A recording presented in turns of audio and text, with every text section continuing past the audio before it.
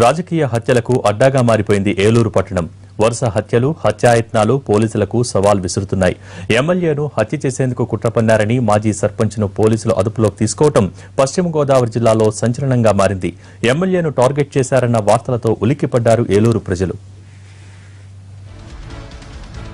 రాజకీయ ప్రత్యర్థుల మధ్య హత్యలు, హత్యాయత్నాలకు కేరఫ్గా మారింది పశ్చిమ గోదావరి జిల్లా. ఓ ఎమ్మెల్యేను టార్గెట్ చేశారన్న సమాచారంతో నలుగురు అనుమానితులను పోలీసులు అదుపులోకి తీసుకున్నారు.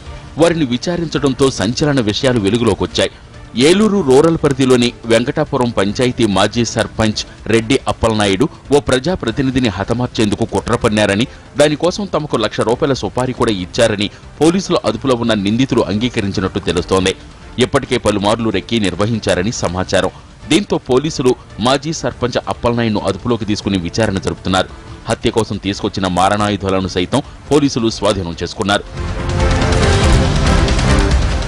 అప్పలనాయుడు హత్య చేయించాలనుకున్న ఎమ్మెల్యే ఎవరన్నది ఇప్పుడు సస్పెన్స్ గా మారింది.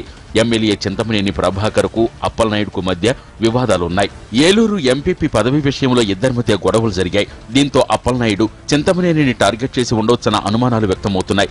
ఈ కేసులో అప్పలనాయుడును పోలీసులు అదుపులోకి తీసుకోవడంతో ఆయన అనుచరులు రోడ్డెక్కారు. తమ నాయకుడు హత్యలు చేసేవాడు కాదని, పోలీసుల అదుపులో ఉన్న అప్పలనాయుడును విడుదల చేయకుంటే తీవ్ర పరిణామాలు తప్పవని హెచ్చరిస్తున్నారు.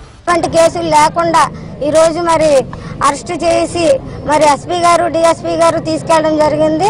మరి ఏం జరుగుతుందో మాకు తెలియలేదు, ఏం జరుగుతుందో మాకు తెలియాలి, మీడియా ద్వారా తెలియాలని తెలియజేస్తూ మరి మా ప్రజలందరికీ కూడా సహకరించి మరి మా ప్రజలకు ఏం సమాధానం చెప్తారో.